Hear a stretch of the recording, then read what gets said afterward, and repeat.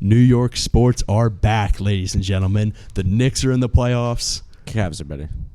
Well, the Yankees are staying hot. Stanton's injured. Okay, but the Rangers are looking great, right? Nobody cares about hockey though. Yeah, nobody. Okay, but the Jets are. Never mind. This is Rico and Hook.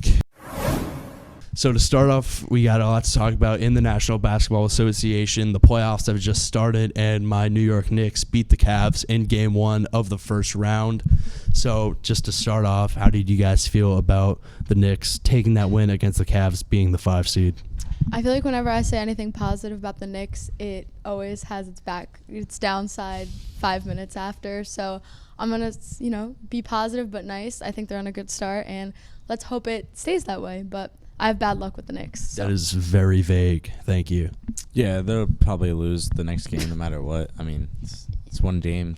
Don't get too excited, Jason. Okay, see that I appreciate. The brutal honesty is better than a nice truth. It's better than a nice lie.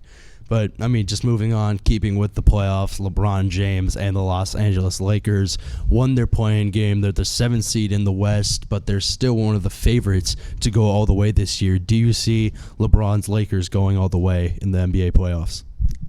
Personally, I don't. I just think that they're kind of almost past their peak. Like, it looks like their team's a little bit kind of out of it already, even though they're winning and doing good. But I say it's a no. Yeah, no, I definitely agree. The Lakers aren't going past anywhere besides the first round. I know they barely stuck into the playoffs, and with all their injuries just across the board, including LeBron and AD being injured, basically it seems like his last 3 years of his career, I just don't see them going anywhere. I don't know about, they're not making it past the first round. I definitely think they have a shot. I don't think they're going all the way, but, a Western Conference Finals appearance could still be in the cards, especially for such a talented team. And with AD being only out for about a month, I think it's definitely possible. But just to move into the second round that is coming up, which is around the time that the big awards are being announced. Jaren Jackson Jr. was just announced to be the Defensive Player of the Year, but we have some MVP finalists that were announced by the NBA, those being Joel Embiid, Nikola Jokic, and Giannis Antetokounmpo. 3 players all in the playoffs this year. So who do you think is taking home that MVP trophy? Even though Giannis is my cousin, I feel like I don't have to say him. I'm going to go Joel Embiid.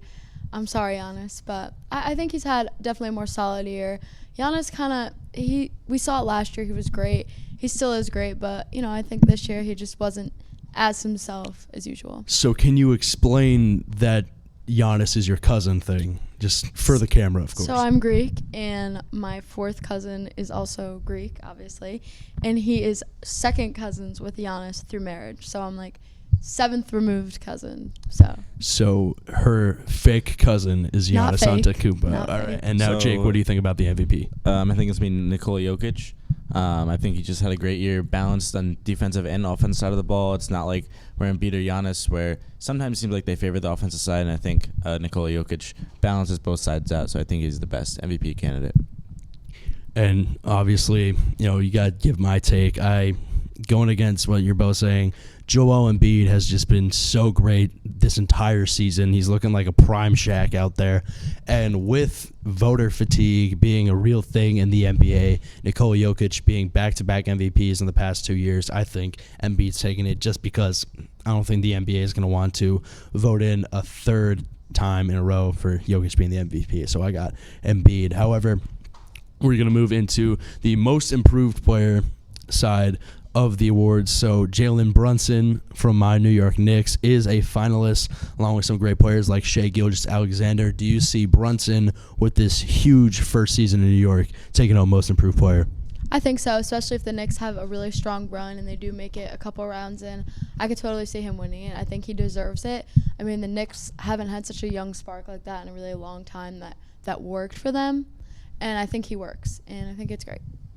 Yeah, I don't think he should have done the Knicks, and they're just not that good. And in general, it seems like he's pretty much carrying the team around him. Obviously, you watch it firsthand probably every night, and just watch how bad your team is. So, no, I don't think he should win. So, just as a social experiment, I just want to see, can you name a single other most improved player candidate from this season? Nope. I knew that. So now moving into this upcoming June, the NBA draft will be in June of 2023, and the lottery has been a hot topic issue, especially with teams getting kicked out of the play-in, with a bunch of teams potentially losing their picks due to certain restrictions on trades. So with the upcoming NBA draft going, I mean, obviously you got Victor Wembanyama, Scoot Henderson. Who do you guys have as your number one prospect to look out for in this upcoming draft?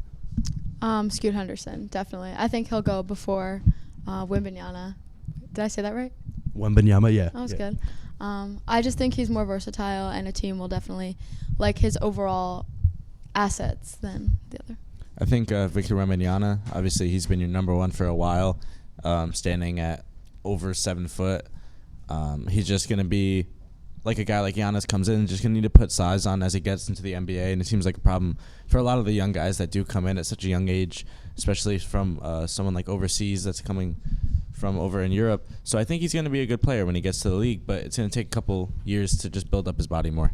Yeah, and I obviously have Wembanyama being the first player taken in this upcoming draft. I did ask this question for the sole reason of seeing if you could pronounce his last name right. Yeah, whatever. 0 for 2. But if I had to go with who I think is the most exciting player in this upcoming draft, I'm going with Brendan Miller out of Alabama. I mean, Nobody knows who that is. he's projected top 5 pick. I want to say nobody knows who he is just because you don't. But I would say that he's probably the most exciting player going into this draft. He could have been the number 2 pick above Scoot Henderson if it wasn't for controversy during his days at Alabama. But, you know, I still think he can be one of the most talented players we've seen in a long time at that small forward position. So I got to go with him. And then I'll do it for our segment on the NBA. Don't go anywhere. The Yankees are on the rise, and their crosstown rivals are on the decline. We've got some news on the biggest names across Major League Baseball, along with news on some of the best teams around the league. This and more when we come back. To wrap up the show, we have a lot to talk about in the world of baseball. So to start off, the Rays off to a hot start. Got their first loss this past week. I mean, but still, 13 games in a row to start the season is almost unheard of. What do you guys think? And they're going to be able to continue this hot streak? I've been talking about the Rays since we started the show, and I think that we knew it was going to be like this. They have such a strong farm league, probably one of the best. Taylor Walls, he gets some action. I told you, my player to keep on the watch. He had a home run, he had a single, great D at short. I mean, they're so young and super talented, and they're a fighting team. Even that game that they lost, they were trying to come back the whole time, and I think they're going to be super successful, even in the division that they are in with the Yankees, the Blue Jays, you know, even the Red Sox, whatever. But I think the Rays. And like you said, I mean, you got players that give 100% all the time on this Rays team. Unfortunately, they did lose the first series of their season to the Toronto Blue Jays. However, they still have just such amazing players on the roster. Their pitching staff is great. Their outfield is great with Randy Rosarena keeping things down in center field. So I think they're going to have some great success throughout the rest of the season, especially with this amazing start. Yeah, I mean, all great picks, and stay with the AL East and go to Garrett Cole. I mean, off to a great start. Sub-1 ERA so far. 4 wins for the Yankees in his 4 starts. I mean, is he going to keep the hot streak going too? I think he can definitely keep it going throughout the season. Definitely not a sub-1 ERA by the season's end. I mean, let's be realistic here. However, he did tie Ron Guidry's Yankee record for most double-digit strikeout games in a single Yankees career. So I think that's definitely something to look out for. He's a great strikeout pitcher. Obviously, he gives up too many home runs, but that's something he's been working on, and that's been a main contributor to why he has that sub-1 ERA. I totally agree. I mean, Garrett Cole, he's off to the great start. I totally think he can keep it up. It all depends, though. Like, if the Yankees get down, as a team whole, I don't think he'll be able to keep it up. But if they stay the way they're playing, he will be. And to stay in New York, I mean, are the Mets falling off? It seems like a hot topic every single year. Yes. And, I mean, I agree. They probably are. Yeah. I mean, you know me. I love to take digs at the Mets, but right now it's the start of the year. You got guys like Pete Alonso doing amazing. You've got a great pitching rotation. I don't think that this lack of winning baseball is going to be a huge contributor to a poor season from this team. I still think they can be the second or third best team in the NL East, and I think that could easily land that wild card spot. I mean, you got the Braves and the Phillies also in this division, so it's going to be a tough fight, but I would not count out the Mets because, I mean, they just have such a talented team on paper. And now let's go to probably the best hitter in baseball as of right now. Luis Arraez is batting .480 on the season, hit the first Marlins cycle in their history, and overall, I mean, he's the first guy to start off with this type of batting average since Barry Bonds when he was on steroids in 2002. So, I mean, he's not in home runs. He doesn't hit for power, but he hits a lot of singles. Do you think this guy can continue this 400-plus average for the rest of the year? I definitely think so. We see how talented and full of energy he is. I think he can keep it going. And like you said, not being a home run hitter will definitely help him keep that average up more. You see the home run hitters only hit 250, 300 just because they have so much power, but getting the ball down and hitting a lot of singles could definitely boost that.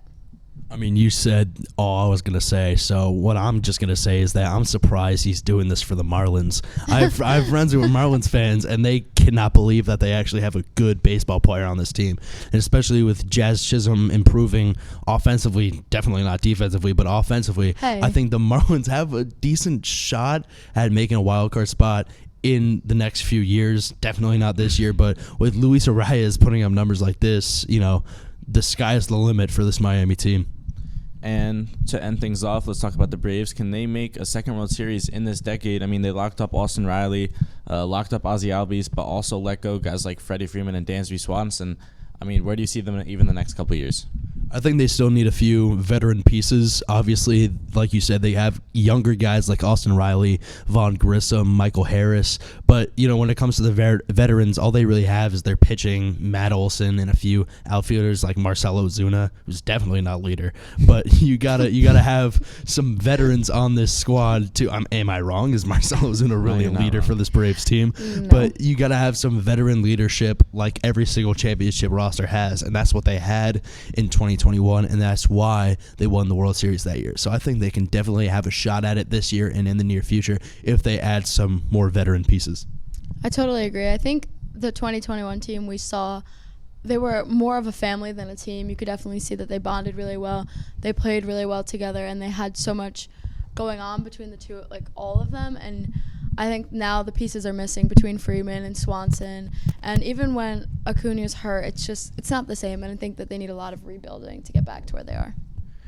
And that will do it for our segment on the MLB. But before we go, we have a very special guest with a how-to to show you all. So let's roll the clip. How to make a paper space shuttle by Jason. Making shuttles is fun. After you can fly them. Step 1. Fold the top corners in triangles. Step 2. Fold the middle of the circle. Step 3. Fold the sides of the paper in triangles.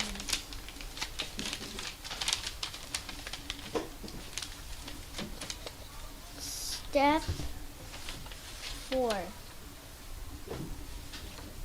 Write US on it.